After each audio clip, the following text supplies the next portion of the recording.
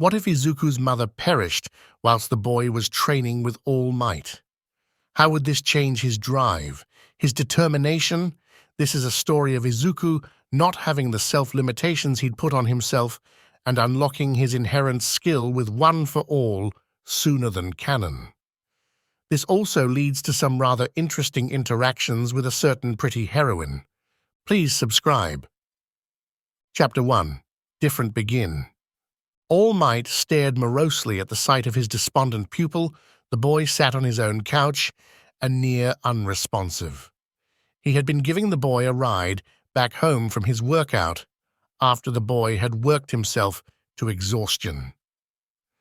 His apartment had been crushed in a fight with a rampant villain with the enlarging mutant quirk, crushed when his mother had been inside.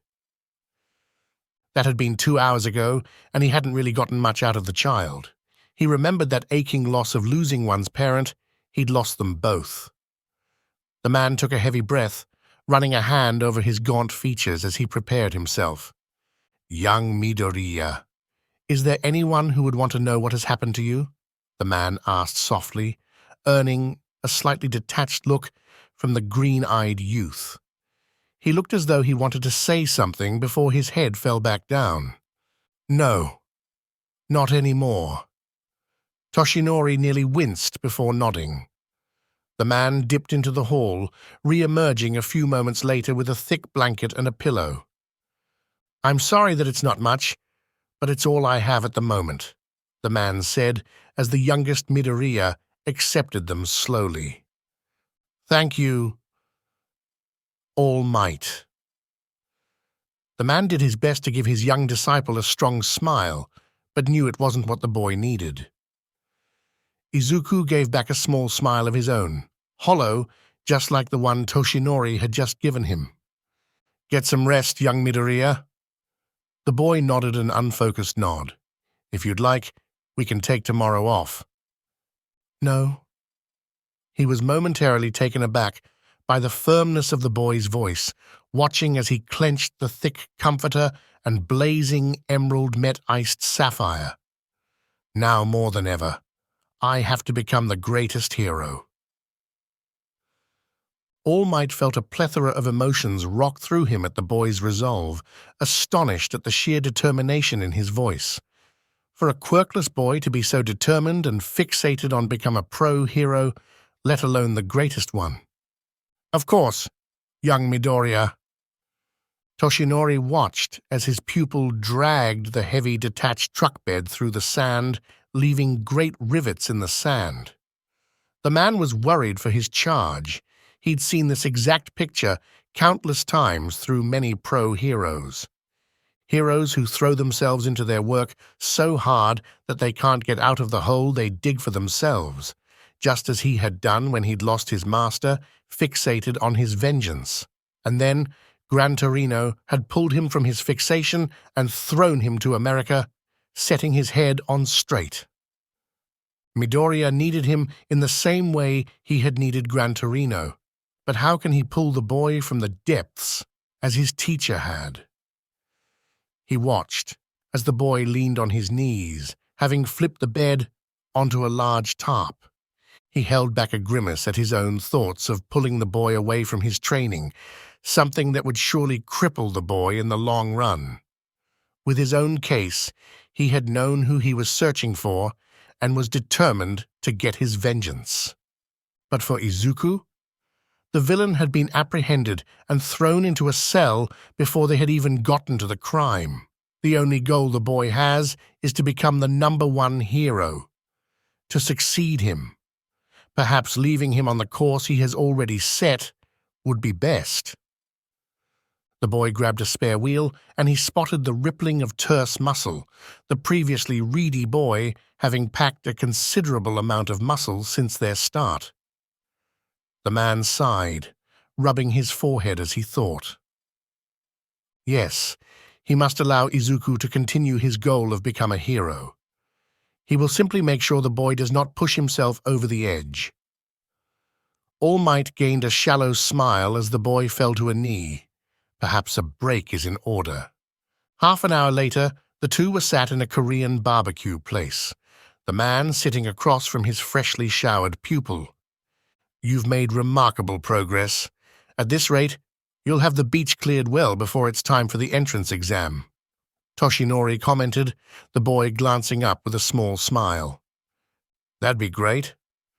The man gave a broad smile at his pupil's words, glad that the boy had not undergone a drastic transformation, but he could see the slight changes. They were not truly defined, but the boy did not seem as quaky as he had in the past, more sure of himself. All Might chose not to dwell on such thoughts as their food arrived, the both of them placing several small bites of meat on the grill. "So, young Midoriya, do you know anyone your age going into UA?" He remembered knowing 3 comrades going into UA. He'd fallen out of contact with them.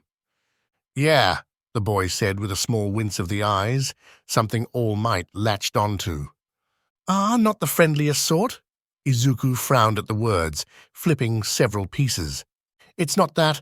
Kachan's great, he's just changed." The boy trailed off. "He's super strong. Ah, that reminds me. Do you have any kind of martial arts experience?" The boy winced once more. All Might repressed a sigh. He seemed quite skilled at pressing on sensitive nerves when trying to avoid the big ones. "Fighting Kachan?" It dinged in All Might's head. "Ah, this Kachan. He's a bully then?" Izuku frowned once more as he looked down. "I guess," Izuku muttered, "but it's not really him, I can tell. It's just, everyone keeps putting all these expectations on his shoulders because he has a super strong quirk, and it changed him. He's a really big fan of yours too." Izuku gave the man a small smile as Toshinori hummed. "A very strong quirk, HM?" Izuku nodded, eyes suddenly alight. "He secretes a really potent nitroglycerin compound of his sweat from his hands and ignites it, and it creates varying strengths of explosions. Sometimes I wonder if he can do it from his feet, since the sweat glands on top of our feet are quite wide, but the bottom of the foot doesn't really have them, so I guess maybe he could, but wouldn't it just blow back up at him and make him—" "Young Midoriya." The boy stopped at the interruption. "I think you gave me an accurate enough description." The boy ducked his head slightly, but didn't become overburdened by embarrassment like he used to. "That does indeed sound like quite the strong quirk." "Yeah, I've heard him complain about how it hurts his forearms." The boy suddenly grew saddened as he slumped forward. "What's the matter?" All Might asked somewhat nervously, afraid the boy had fallen into a depressed slump. "All my hero analysis books were at home." The boy was saddened as he chewed his pork, All Might blinking. "Hero analysis? I've never heard of such a series." "It's not. It's just a bunch of notebooks I had on all the quirks and interesting facts about quirks and heroes and villains and anyone that I was interested in," he murmured, drawing a furrowed brow from his mentor. "A bunch?" The boy nodded slowly. "How many of these books had you done?" The boy paused in contemplation. "I had just started number 28 after that sludge incident." The man became still. "You have 27 notebooks on heroes and their weaknesses as well as villains and their weaknesses?" The boy blinked. "Well, they're quirks and traits and stuff too. I'm just kind of bummed, I guess. I put a lot of time in those.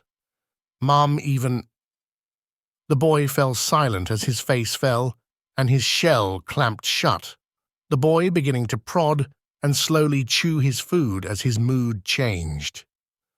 All Might withheld a frown as he chewed his own meat, saddened for the boy. The rest of the meal was had in moderate silence as they slowly made their way through their food. All Might listened to his truck sputter to a stop, knowing it was going through more pressure than it had in the past 4 years of him owning it. "All Might." He turned to the boy, sat in the passenger seat beside him, noticing the mood that clung to him as he fisted his pants while bowing his head. "I'm sorry for burdening you like this. I am truly grateful for everything you've done for me." "No apology is needed, young Midoriya. I know the pain of losing a parent. No one should have to suffer through that alone." He heard a sniffle from the boy before he saw the tears begin to drop, laying his hand on the youth's shoulder and giving him a consolatory squeeze. Izuku's sobs were heart-wrenching. Toshinori pulled to the side of the beach, noticing the rising sun, marking it barely 6 in the morning, but Izuku was not in the car with him. When he'd woken up, the youth had already been gone, and he himself had woken up at 5 a.m. He watched as the youth walked around a tall mound of trash, carrying 2 bags of the stuff over his shoulders and hauling them into a large dumpster he had rented for the boy. The man turned off the engine and sat there, simply watching. He sat there for at least half an hour, simply watching the boy who had been here for around 2 hours. He noted the discarded headlamp, something the boy must have either bought or found. All Might felt pride swell in him at the determination of the young man, clearly serious in his resolve to become the #1 hero.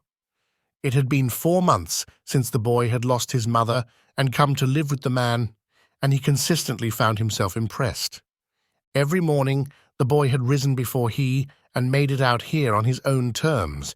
He never questioned the young Midoriya, and the boy never sought to explain it to him.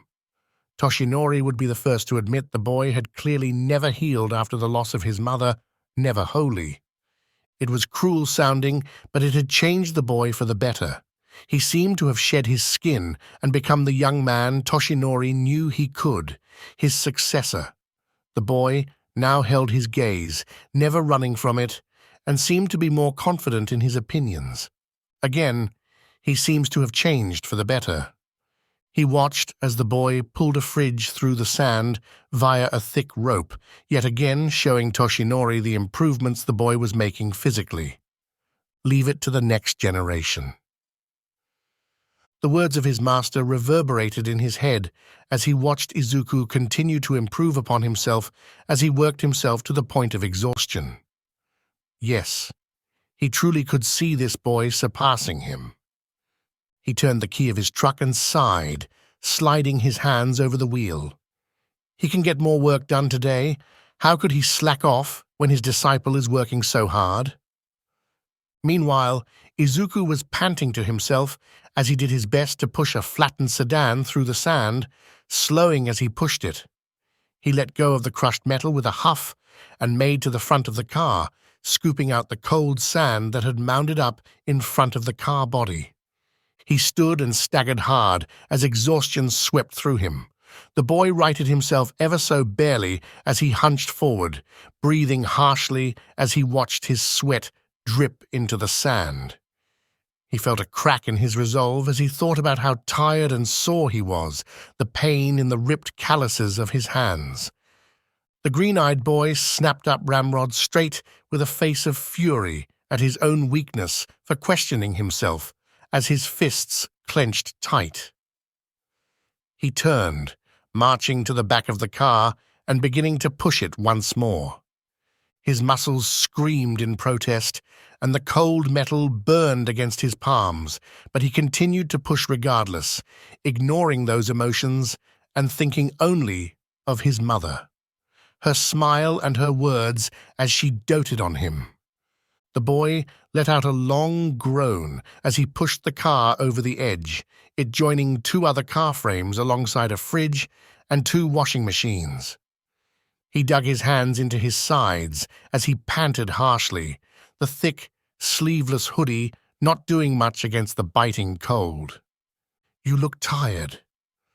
The boy twisted at the voice, panting openly as he stared at a figure sat on top of the tallest peak of what remained of the trash piles. It was a woman bundled in several layers except for her head, where 2 tall white ears poked out alongside wide red eyes. "Miruko!" he exclaimed in awe, the word coming out as a huff as she bit into a pastry.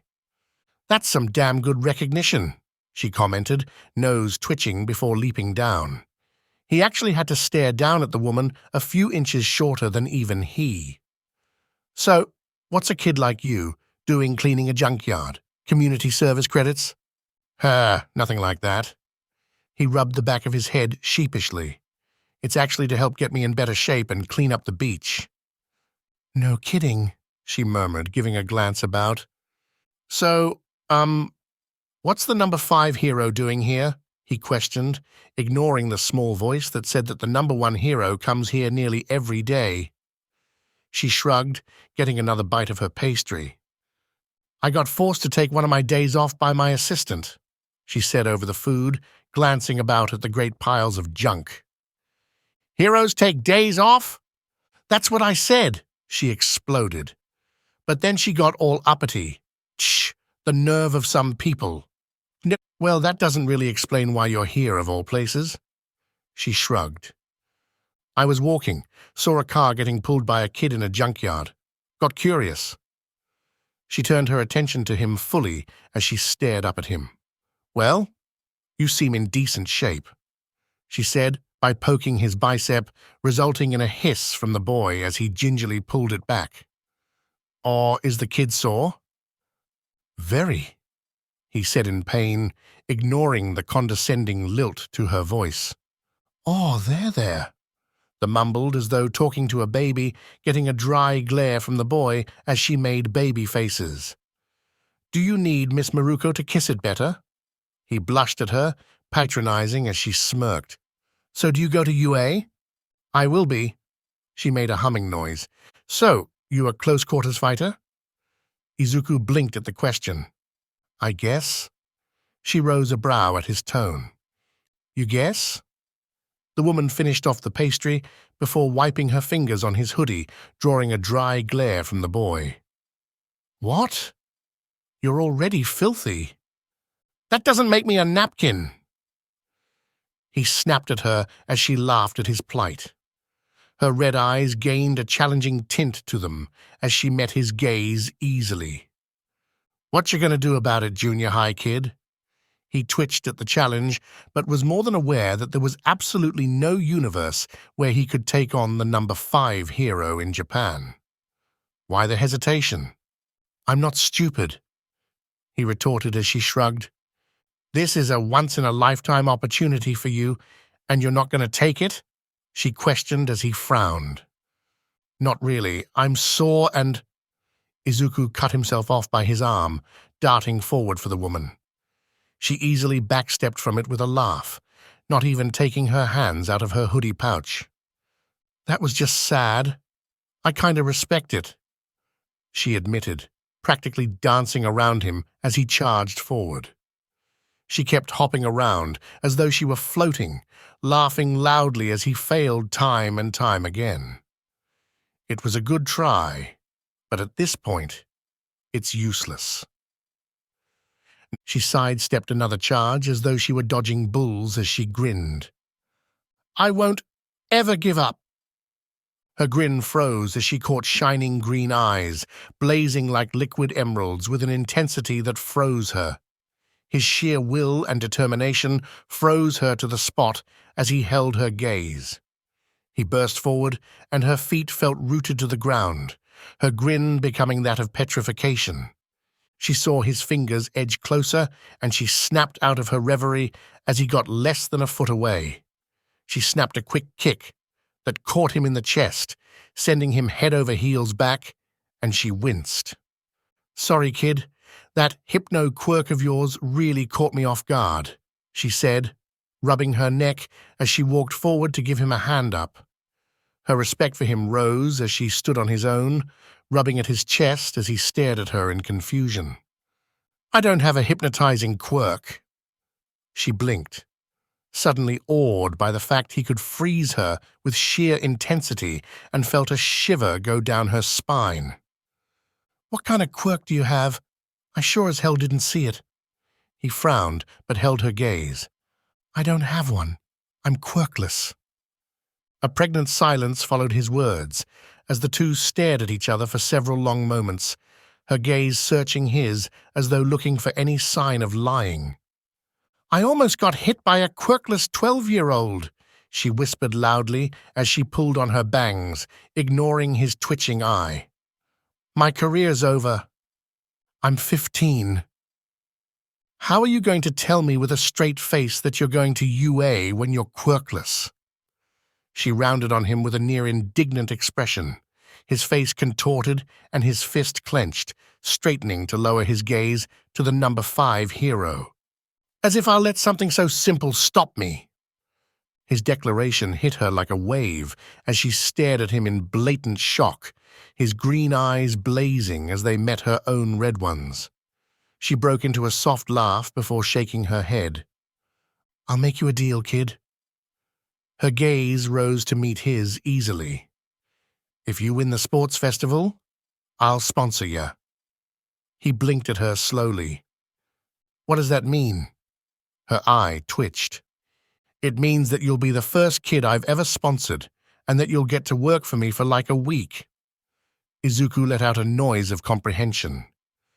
I see. Well then, he gave her a blinding smile.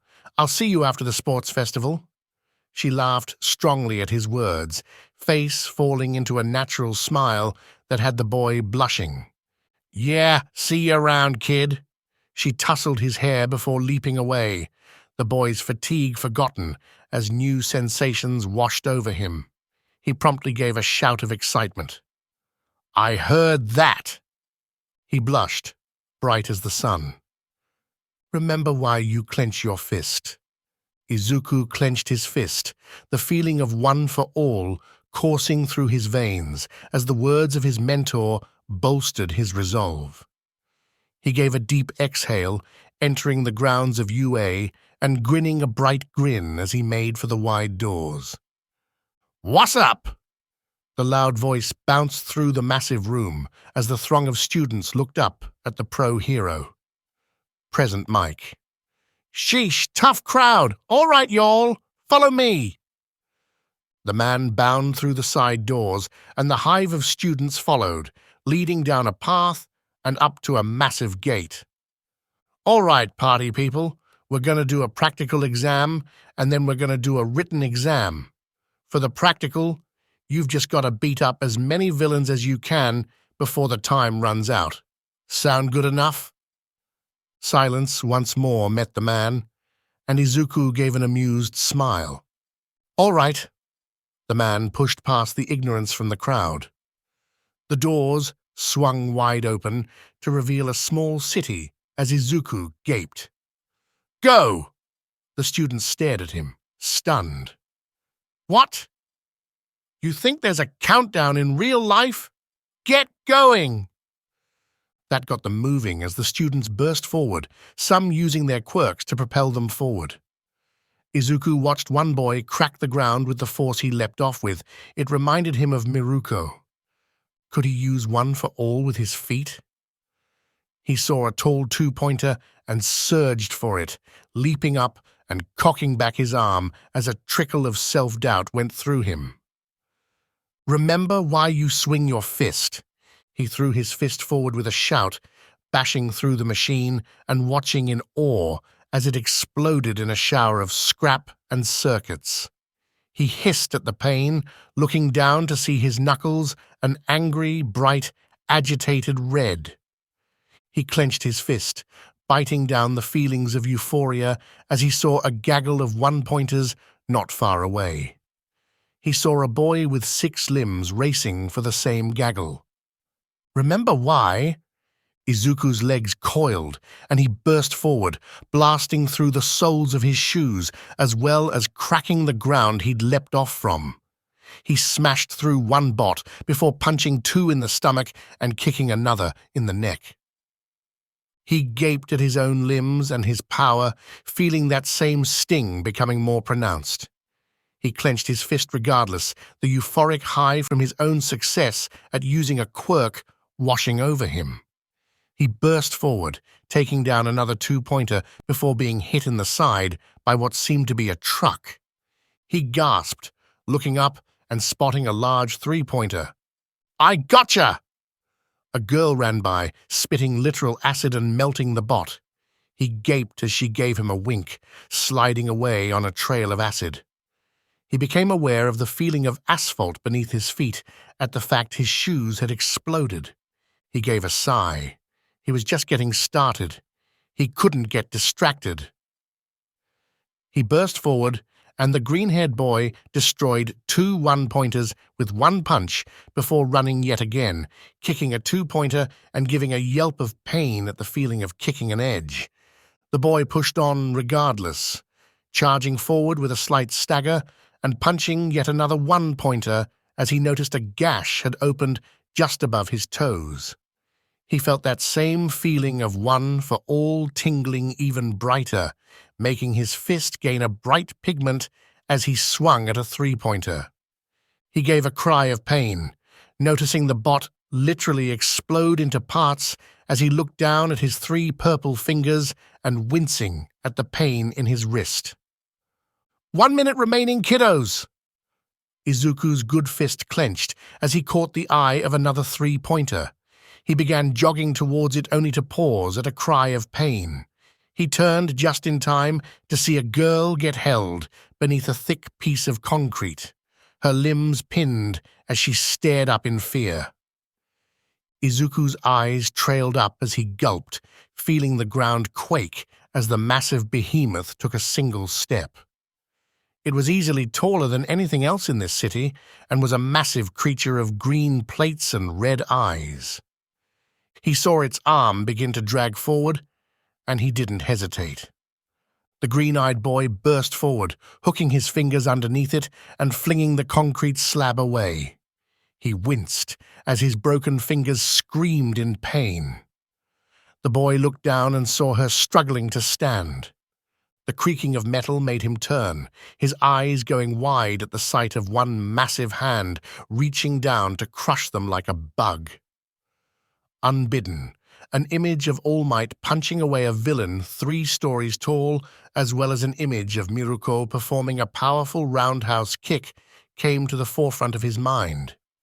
He felt one for all tingle through him, stronger than ever, feeling as though it were in his very bones as his body twisted.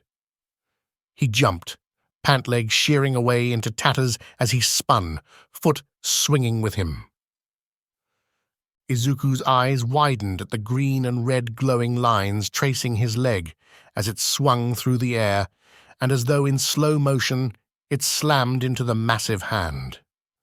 The first thing he became aware of was the satisfying crunch under his foot as the metal dented and warped. He watched as the entire hand crumpled and cracks shot all the way up the arm, bisecting it at the elbow and falling off like it was sliced. The next thing he became aware of was blinding pain as he collapsed to the ground. He yelped at the pain in his leg and bit his lip in pain, seeing the robot bringing around its other arm. His eyes widened and did his best to shove himself to a stand, screaming in pain as he did so. He came to a limp stance as he stared down the incoming fist, cocking back his good arm with a glare of focus and solid determination. His sleeve shredded as his limb cocked, ready to fight this behemoth no matter what, no matter the pain, no matter the cost. Izuku let loose a battle cry, arm becoming encompassed in red and green lines as power swelled in him. "And we're done!" The bot creaked to a stop, hand outstretched mere meters away from the two as Izuku stood over the collapsed girl. He blinked, slowly falling out of his battle-crazed stupor as the power in his arm began to go away. He slumped, the energy fading as the adrenaline ebbed away. He turned with a limp, looking down at the gaping girl. "Are you okay?" His voice was pained and raspy as she stared at him in awe. She gave a slow nod as he returned it. "That's good." With those words, he began to pass out and felt himself become weightless. The boy passed out. Young Midoriya. Izuku stared up at his mentor in apprehension, aware of the sling his arm was in, as well as the still biting pain in his leg and ankle. He was expecting a lecture from All Might for having used his quirk so recklessly. I have never been so proud. The man had changed forms mid-speech, nearly hitting the ceiling of his own apartment. Your stand against the zero-pointer in the defense of that young girl was that of great heroism. Izuku preened under the praise as he grinned a bright grin. It got my blood pumping simply watching you. The man pumped a fist as he beamed at his disciple. I also bore witness to the way you dispatched the several smaller robots you took to one for all like a fish to water. Well, Izuku stared at his covered limbs. That is simply because your body cannot handle it just yet. Your application, usage, and versatility of one for all was breathtaking. Using your feet like that, where did you get such inspiration? Izuku rubbed the back of his head with his good hand as he smiled a small smile. From Miruko. All Might nodded strongly. Of course. Truly a master of kicking. Izuku grinned at the dorkiness of his teacher. I had never thought to apply one's feet, having always relied on my arms. He threw out a punch that made wind blow in the room, Izuku getting a second-hand thrill from the sheer energy behind the blow. But to use your legs, that is a great way of making one for all your own quirk. The deflated man was more serious, but smiling regardless. I am indeed very proud of you, young Midoriya. I have no doubt that you will surpass me one day. Izuku's eyes sparkled at the man's words, rubbing at the tears that sprouted in his eyes from the sheer joy of hearing those words. Now, I also bring news. First, I am going to begin teaching at UA starting this year. Izuku's eyes widened at the words, surprised and gleeful. But what about your time limit? I will power through it, the man said with a clenched fist. Second, I bring you the news that you passed. Izuku seemed to float on cloud 9 at the words, as All Might grinned. With the 17 points you gained from decimating robots, as well as the 60 for your stand in saving and defending that girl, you pass with an outstanding grade.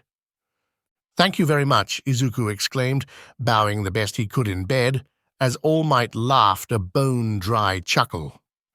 No, thank you, young Midoriya. Thank you for restoring my faith in the next generation. The two shared a long glance as they both smiled. Now, let's analyze your fights. The man withdrew a handful of CDs from his pocket and pulled them each out, laying them on the table as they began chattering about this or that while looking over the discs. It was the start of a strong career and a stronger hero. That's a big door. Compared to the relatively short Izuku, it was a very tall door to his classroom, meant to accommodate for a range of mutant quirks as well as any other extremities. It suddenly slid open, and the boy turned to see a tall teen with glasses. You are the one from the entrance exam, the one that fought the zero-pointer. Izuku blinked at the taller teen. Yes? The teen hummed. I am incensed with myself that I had not seen the hidden objective as you had. Very well done. The small Midoriya tilted his head oddly at the taller boy. Hidden objective? The taller teen nodded firmly at Izuku's inquiry. Of course, to put oneself on the line and defend the injured girl, very smart indeed. Oh, I didn't do it for that. It was just the right thing to do, and I wasn't just going to let her get hurt. The tall teen stared at Izuku for a long moment at his declaration before making a noise of affirmation, readjusting his glasses. I see. Then you truly are quite heroic. His hand extended. I am Ida Tenya. It is a pleasure to meet you. Midoriya Izuku. The boy replied with a smile, taking the hand gruffly. The calluses on your hands align with the feats I saw you perform in the exam. You truly are quite the person, and your quirk is quite remarkable as well. Izuku smiled a small smile at the praise, looking down at his hands that had grown battered with calluses. I guess. I'm just trying to do the best that I can. Izuku turned, the two of them entering the fairly sparse classroom, as it only had a few occupants. Deku! The boy instinctively winced at the voice before meeting the red-eyed glare of his childhood friend. Hey, Kachan! The blonde snapped his legs off the desk and marched forward, coming up to glare at the boy a mere foot away. The hell is a reject like you doing here? Bakugo rasped, eyes narrowed into thin slits. This type of behavior is unacceptable. Tenya made his presence known with an arm chop. You cannot harass a fellow classmate so callously, especially one that is so heroic. Heroic? DQ? Katsuki asked, a vicious grin on his face as he laughed a rough laugh. Deku's about as heroic as a rat. The blonde loomed over the green-haired boy with a sneer. Not even an extra, just some useless trash. That's not true, Kachan. Izuku met the boy's eye as he clenched his fist to push away any dormant fear or meekness. The blonde's expression grew sharp as he glared down the boy before him. As if you get to decide that. His arm shot forward, only to be intercepted by Izuku's, the Midoriya's hand, clamping on the other boy's wrist. Bakugo was momentarily taken aback by the firmness in Izuku's eyes as he defied him. We're equals now, Kachan. The blonde's expression grew positively murderous as he leveled a potent glare on Izuku. As if! The blonde's free hand came around, crackling with small explosives as Izuku's forearm darted up and took the small explosives harshly. The small smoke cleared to reveal both boys the same other than a slight ruffle and frown on Izuku's face. Enough. Fighting with our quirks is far above against the rules, Tenya declared. But neither boy broke each other's stare. He's right, a soft voice said from their side. We do not need to fight before even... The girl was cut off by Bakugo's free hand, gripping Izuku's arm and tossing him over his shoulder. The sound of Izuku hitting the ground was hard as Bakugo lurched forward with a palm popping. Izuku spun on his back, a foot sailing with a faint thrum and impacting with Bakugo's shoulder. The blonde flew into the wall viciously as Izuku leapt to his feet, taking a vague boxer's stance as he stared down his old childhood friend. Bakugo snarled before leaping forward with a yell, not noticing other students moving to intervene. Izuku burst forward with just as much passion, each cocking back limbs to fight with as they glared at one another. Before either could react, hands clamped around their throats as one of the students gave a scream of surprise. Both boys were slammed into the wall so hard it cracked as they gripped at the hand, clamped on their throats. If you two want to have pissing matches, the door's right there. Their eyes met the aggravated cold gaze of the man holding them by the throat. No? Both stayed quiet, despite Bakugo's palpable hatred and Izuku's own clear displeasure. With a twist, the man had thrown Bakugo into a far window seat before throwing Izuku in the opposite direction, both boys groaning in pain at their awkward landings as Izuku gingerly got off the desk. All of you sit down.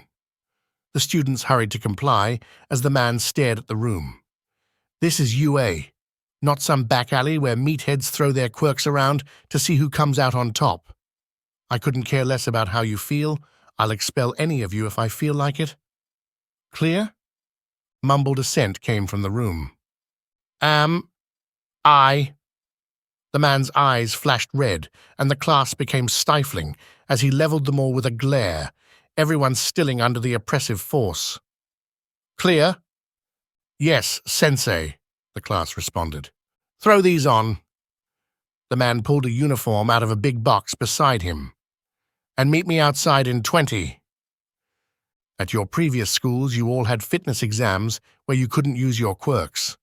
This will be akin to that, but with you allowed to use your quirks. The man looked down at his chart with a scoff. Of course it's the brat, Bakugo. The blonde stepped forward. What was the farthest you could throw in school? 62 meters, the blonde said with a callous shrug. The man tossed him a ball. Throw this with your quirk. Bakugo grinned a vicious grin as he cocked back his arm, beginning to march forward before winding up. Die! His word was nearly drowned out by an explosion akin to an artillery cannon as the ball soared out of sight as the class watched in blatant surprise. Several thick moments passed as Bakugo turned back to his teacher with a firm grin. 782 meters. The man showed them the reader that said that number. The class murmured at the sight of such a big number. Now let's get started. Keep in mind, whoever does the worst in the class fails instantly. With those words, the class started as their teacher watched on. With the cameras placed at each exercise, the man did not need to do any actual participation for this activity. Izuku gave a quick pant before taking off his shoes, standing before the standing long jump. He gave 3 quick breaths before jogging forward and then sprinting and pushing off, cracking the earth lightly as he soared over the sandpit. The boy gave a breath of relief, moving on to the next one and pushing the power into the ball of his palm, squeezing the grip tester. He pushed a bit more power into his digits before stopping with a hiss as his fingers began cramping, rubbing the red pads of his fingers. The boy stepped up to the pull-up bar and started doing the exercise, going up and down steadily as he tried to keep his breathing level. The boy had barely gone over double digits before falling with a groan as he nursed his sore elbow joint.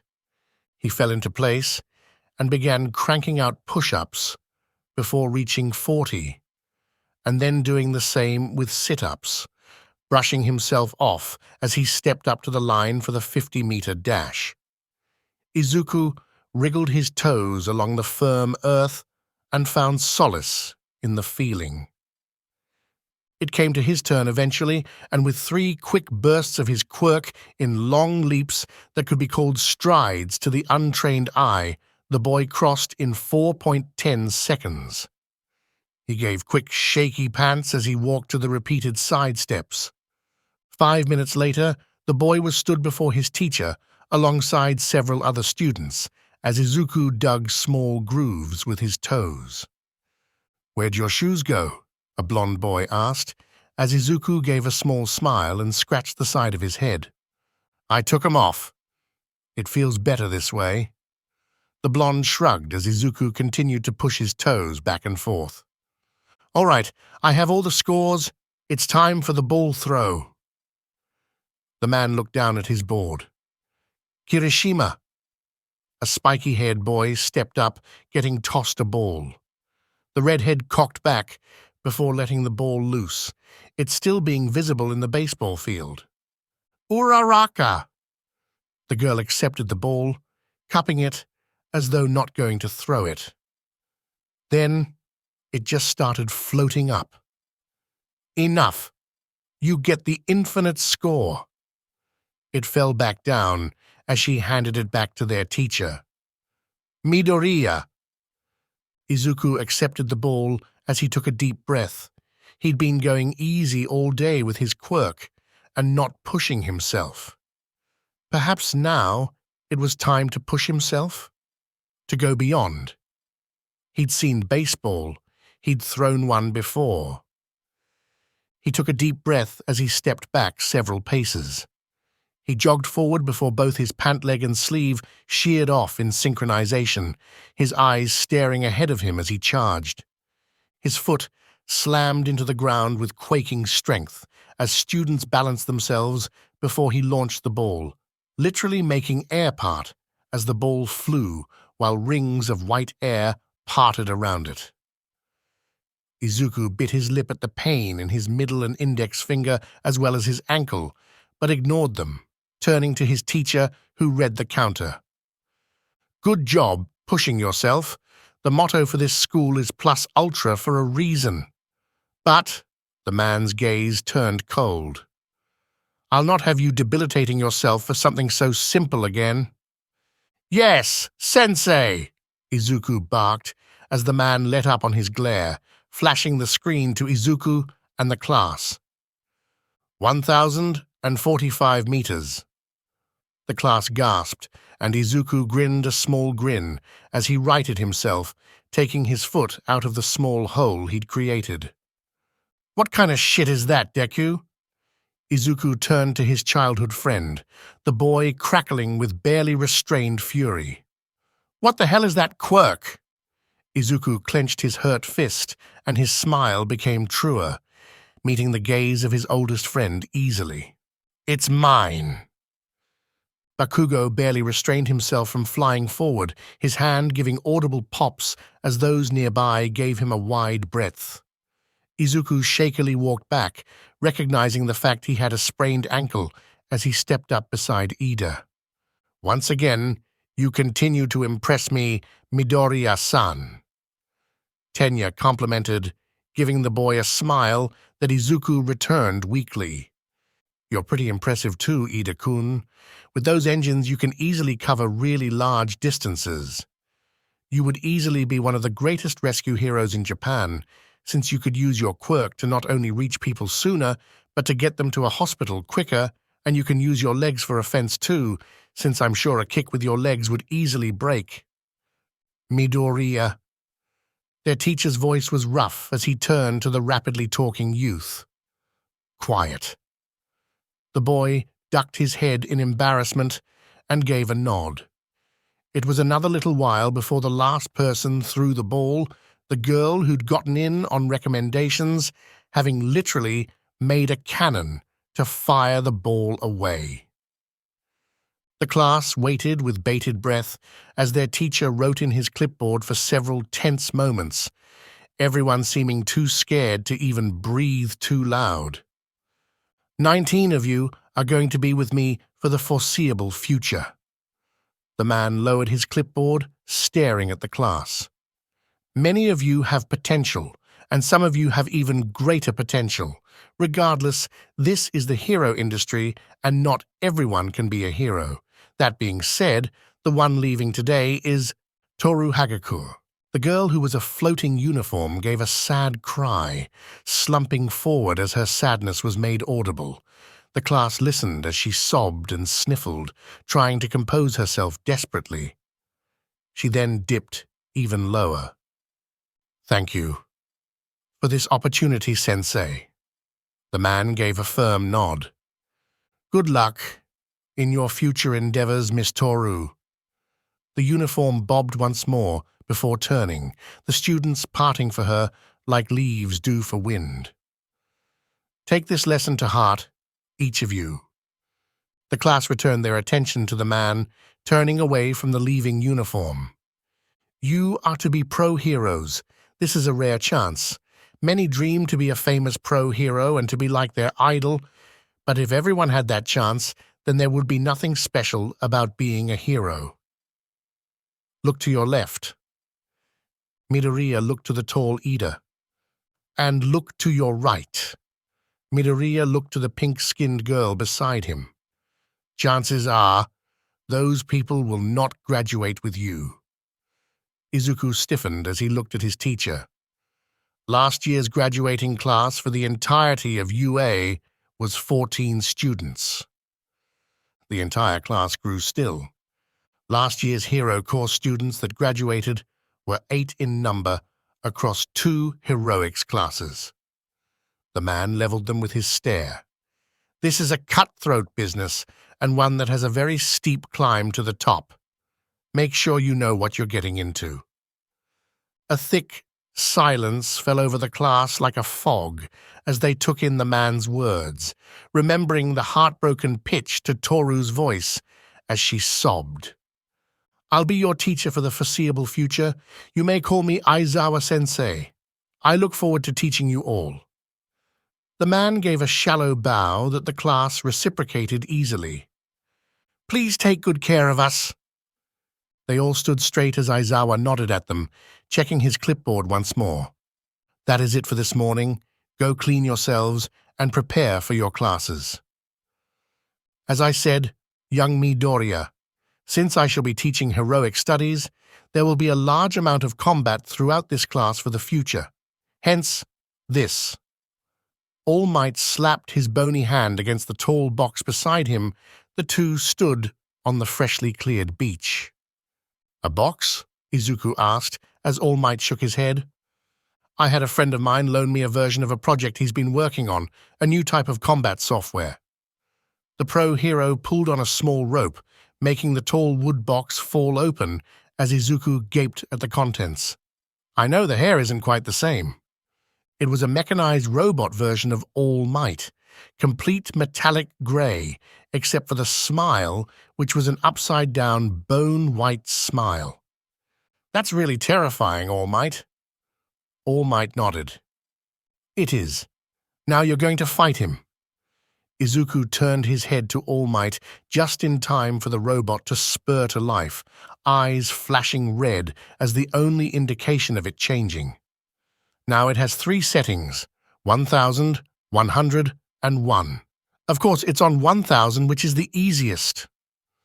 All Might had barely finished before the robot had cleared the distance between it and Izuku and brought its arm around in a wide swing, something that sent Izuku tumbling hard. "Ah, and his name is Almec. Quite snazzy if you ask me."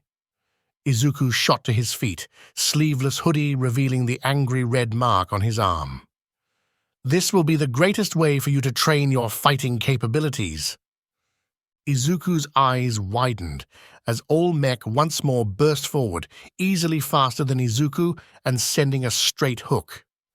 Izuku barely sidestepped it in time, only for the fist to open and backhand him. "Ah, this brings back the good old days." All Might reminisced, watching the mech practically thrash his disciple.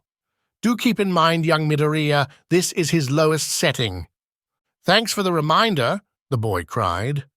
All Might chuckling lightly as the boy punched the mech to no result. "There's that teenage snappishness. Ah, children are difficult." He watched the mech toss the boy as though he were a rag doll, the boy tumbling in the foamy edges of the waves. "I helped develop these robots, young Midoriya. I can promise you that they can take whatever you are willing to give."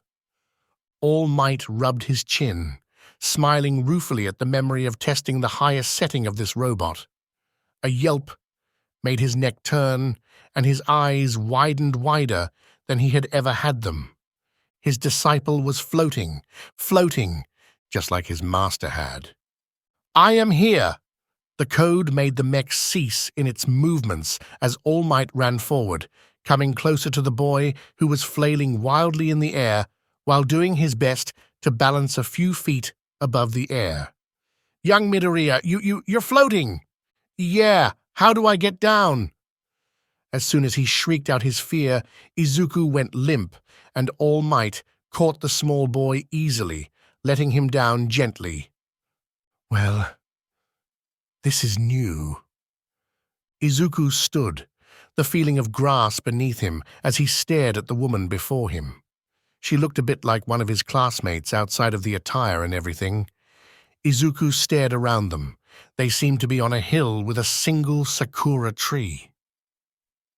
"Where are we? Who are you?"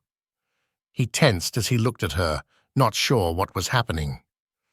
"We are in my mindscape. I am Shimura Nana. I was the 7th holder of One for All." Izuku gaped as he stared at her. "You were All Might's teacher?" She hummed a soft hum.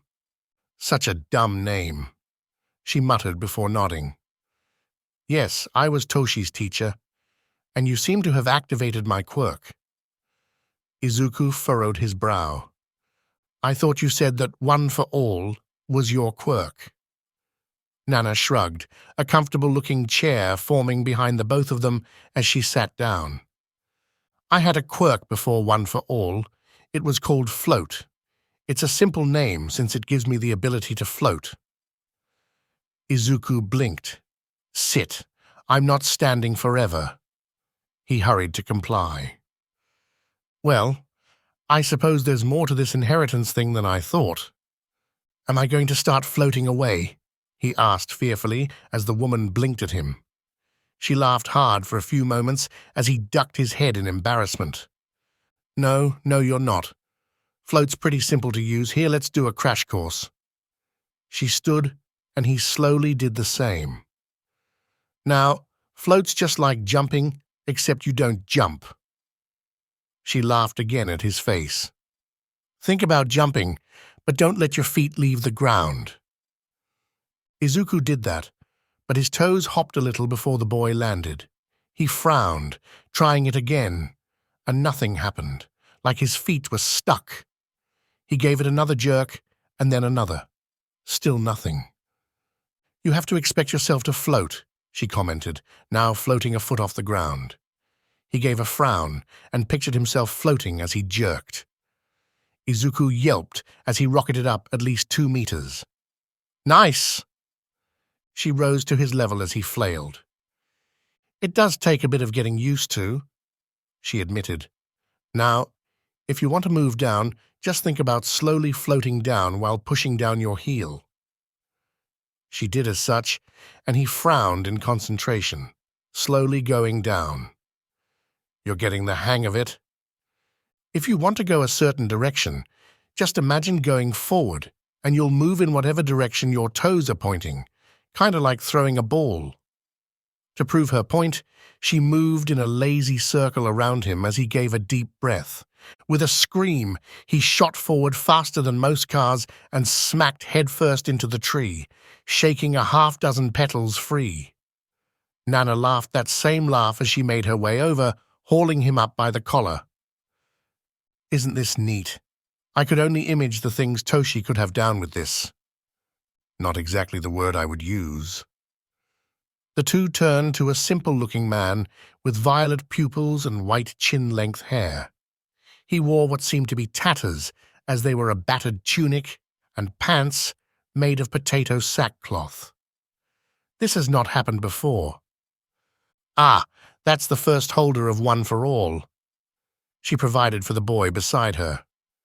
Yes, it's pretty strange. I wonder if he'll be able to use the other's quirks. He seemed to be a very sad individual as he stared at the boy. Well, I believe you've stayed long enough. Wait! Izuku woke with a gasp, shooting up as All Might crouched over him. Young Midoriya, are you okay? The man was clearly panicked as he stared at the young boy. Midoriya looked down at his hands. I met your master. Green eyes met blue as All Might stilled. I met Shimura Nana. A thick silence fell between the two as Izuku furrowed his brow and stared at his hands in consternation. I met the first user as well. I can use Shimura-san's quirk. Show me. All Might's voice was uncharacteristically grave as Izuku got to his feet, taking a deep breath. Before the man's eyes, Izuku started slowly rising. Impossible, he whispered, staring at his pupil, who gave a small smile. All Might. The boy trailed off, staring at his clenched fist as he fell back to the ground. One for All. It's not just a powerful quirk. The boy raised his head to meet his teacher's eye. It's several quirks. All Might stared at his student in a long silence, thinking on the information he had just learned. Well, he said with a gentle smile, going to Olmec. An additional quirk warrants more training. Olmec whirred to life as Izuku's eyes widened, the boy floating up unstably. Young Midoriya, I am certain of it now more than ever. You are meant to surpass me. I just can't get away from you. Izuku looked away from the smoothie menu in the small restaurant he'd stopped at on his way home, eyes widening at the unmistakable red eyes staring back. though now she donned a hood that hid her ears. "Mere—" Her hand snapped out and covered his mouth before he could finish. "I'd rather not have to deal with fans right now." He nodded slowly, blush on his face as she retracted her hand. "So, did the quirkless boy get into UA?" Her smile was teasing as she stood beside him, bundled thickly in layers in the crisp February weather. "No," she turned to him in surprise. "I'm not quirkless anymore." She rose a brow in intrigue, and he saw a faint twitch under her hood. "And how does that happen?" he smiled. "I've got a really good teacher," she snorted. "Yeah, first we can teach quirks, and next it rains carrots." He shrugged as she rolled her eyes. "Fine, keep your mysteries. Better give a good show." "Of course. I can't go back on my promise, can I?" She rolled her eyes. "So, taking another day off?" "Why is it so easy to talk to you?" the pro-hero asked abruptly, drawing a blink from Izuku. "Is that your new quirk?" "Not exactly." She hummed in displeasure, mouth quirking ever so slightly. "So, here for the carrot smoothie?" "Watch it, kid," she warned as he laughed, scratching a hand through his hair sheepishly. "Sorry, I just figured since that was what was in that pastry, and it's a limited time thing." She rolled her eyes. "Just because I'm a rabbit?" Her tone had a dangerous lilt as he gave her a peaceful gesture, the woman stepping up to the register as it became their turn. "Carrot smoothie without the bananas." Izuku snorted, the boy faking a cough to try and cover it. He gave a light yelp as she stomped her heel into his toes, the boy falling into her as she smirked at his pain. He groaned while using her as a crutch. "And for your boyfriend?" the cashier asked, two antlers atop her head. The two stared at her a moment before Izuku's face flared with a blush, and Miruko gave her own light one. She elbowed him harshly as the boy stumbled back with a harsh cough. "I'm not with him," Miruko said firmly, keeping her hands in her hoodie as the cashier stammered. "Apologies, miss. The name for the smoothie?" The woman rolled her eyes at the stammer in the cashier's voice. "Rumi." The woman nodded, and Rumi stepped away. "Hi, can I get a carrot smoothie as well?" The woman nodded as Izuku found himself watching Rumi, the woman wandering around the smoothie shop. He became transfixed with the sight of the woman that was easily one of the strongest in the world, but you couldn't even tell she was her under the clothes. He sighed slightly with a smile. She was fun to be around. "Name?" he snapped out of his thoughts as he turned back to the cashier. "Izuku." The antlered woman nodded as Izuku stepped away, sidling up beside the woman staring at a strange painting of abstract art. "I don't get it." "Me neither," Rumi admitted easily. "How can she think we're a couple? How is this even art?" They both blinked at one another before Izuku turned away with a sheepish laugh while scratching his head. "I guess we're thinking about different things. I don't really understand the art either, to be honest." "She probably reads too many of those cheesy romance novels," Rumi muttered, shrugging as she stared at the painting. "So, you did get into UA?" "Yeah, it's great so far." He nearly blanched at the memory of the pressure-filled exam from that morning, but ignored it. "I saw the recording of your fight against Sewer Surfer. That was intense." "Oh? Have I got a little admirer?"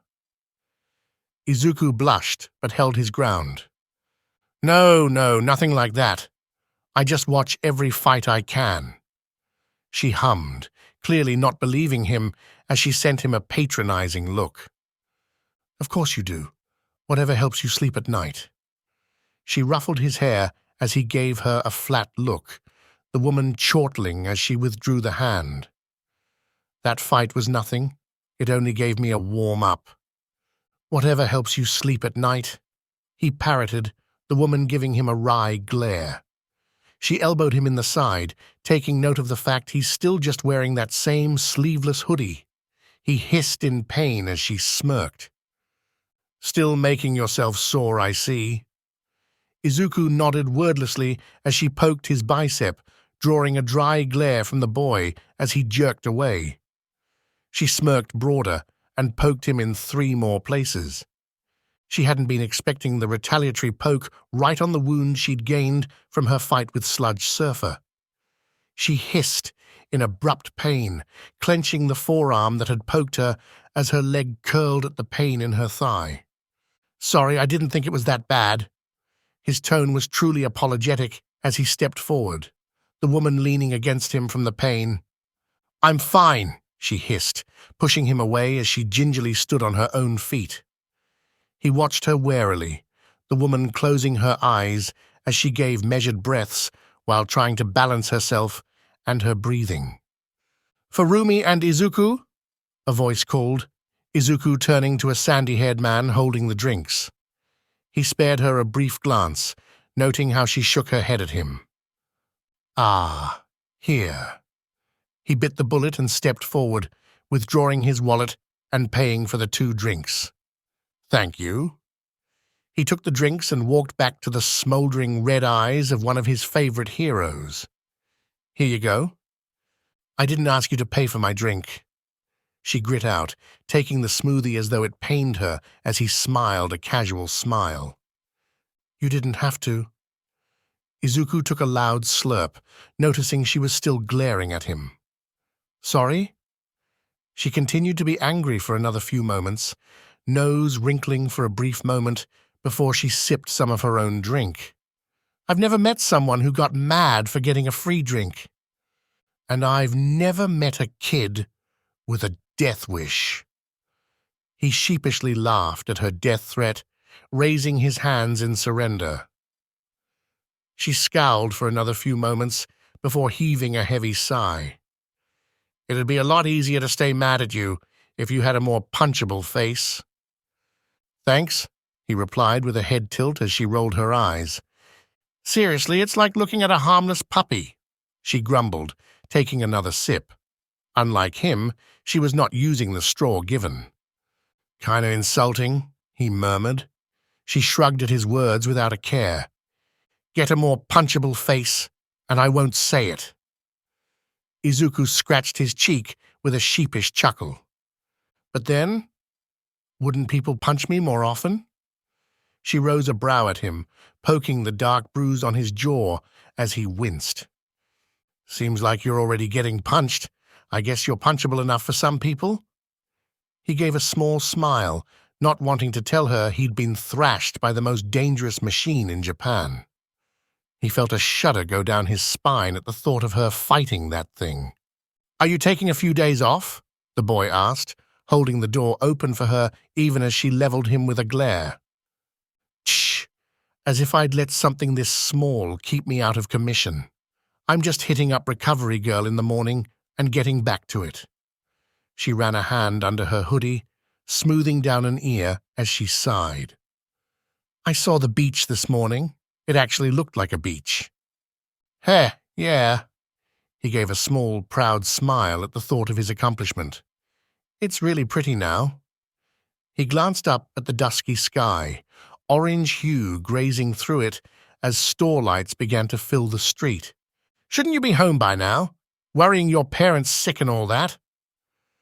The woman caught the abrupt change of expression on his face and felt an odd twist in her stomach. "My dad has been missing since I was 5, and my mom, a villain, took her away a few months ago." The woman bit the inside of her cheek harshly as her grip on her cup tightened ever so slightly. "Sorry," she murmured, red eyes looking anywhere but the boy in front of her. He gave a minute sad smile as he shook his head. "It's okay. You couldn't have known." She felt herself sag in a mixture of relief and disbelief that he was so understanding and forgiving. "I don't know why you would take out the bananas. This is great." Rumi shot him a glance, noting the abrupt change of topics. "It's too sweet." It doesn't go with the smoothie, the woman said simply, taking another sip. He stared at her for a few moments, staring at her. What? You've got a little... He tapped the top of his lip, and she reached up, wiping. Nope. She scowled, wiping again. Still there. The amusement on his face was angering, as she once again rubbed at her lip, practically wiping her whole lower face. He finally broke, laughing loudly as he shook in amusement.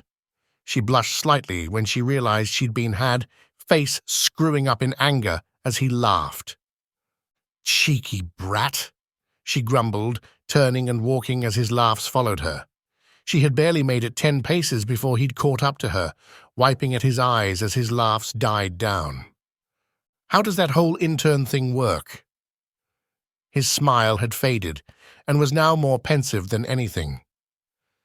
How would I know? Rumi returned, giving him a shrewd look as they walked. I don't ever mess with brats. I don't really see it happening either. You can't go back on your word, Izuku said confidently as she quirked a brow at him. Who says I can't? She gained a cruel smirk. I could just not send the invitation even if you do win, something I doubt would happen anyway. He just gave her that same smile. Maybe you're right. There's a lot of powerful people in my class. She gave him a surprised glance at his open admission. But that doesn't mean I'm just going to give up. I'm going to give it all I have until there's nothing left to give. A small silence followed his declaration as she processed his words. She took a quick glance, noticing no one around as she sighed. She shook off her hood with a sigh of relief, her ears twitching to life. Well, I don't care how much you give. If you don't win, it's pointless anyway. She spoke surely, sipping her smoothie as the boy contemplated her words. I guess you have a point. Winning is really important. She nodded. But I think the hero who gives it their all is just as impressive as the hero who always wins. She frowned. A hero who loses is no true hero. He gave a helpless shrug. I guess. But didn't you end up... Her hand smacked on his mouth audibly as his eyes widened while she leveled him with a stone glare. I didn't need or ask for help. They just wanted to hog my glory. She retracted the hand as he nodded slowly. Her nose scrunched up as he snorted, trying to keep in his amusement. Shut up, kid. He laughed again. Amusement at her own embarrassment which made her scowl. Something she would refuse was a pout under close observation. She elbowed him harshly in the rib, the boy falling into her as he wheezed. Heh, don't dish what you can't take, she said with a satisfied smirk as the boy rested his head on her shoulder, taking in deep breaths as he tried to get his breathing under control. You're a grumpy person, he muttered bitterly. The positions swapped as he pouted, and she laughed while he stood on his own. He bumped her with his shoulder out of spite as she rose a brow. She then shoved her shoulder into his, and the boy stumbled. He scowled before doing it again, making her go slightly off balance. This only resulted in her shoving him with her shoulder so hard he went into the nearby wall. She pointed and laughed as he peeled himself off the wall, groaning as he rubbed the back of his head. All right, you win, he grumbled as she gave a more sure laugh. Damn right I did. They stopped in front of a rather extravagant apartment complex, the type that had flats and not apartments. See ya, kid. Try and stop stalking me. He stammered as she laughed, ruffling his hair as she walked to the doors. Good night, he called, the woman giving a wave over her shoulder before disappearing into the door. He blinked, looking at a road sign before groaning out loud as he realized he'd just walked in the wrong direction for 10 minutes. Dang it!